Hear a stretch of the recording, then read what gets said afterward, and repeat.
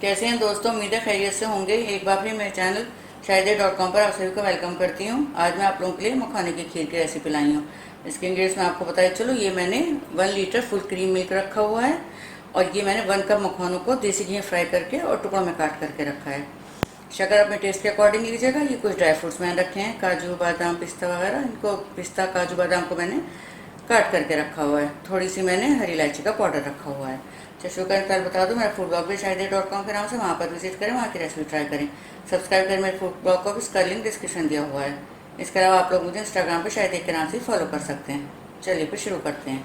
ये मैंने दूध को पैन में डाल दिया है। इसी में मैं ये मखाने, ड्राई फ्रूट्स और छोटी इलायची बस ये डाल करके पकाऊंगी। शक्कर अभी नहीं डालनी है और इसको छोड़ना नहीं है। इसको हमें बीच बीच में जो है चेक करते रहना है।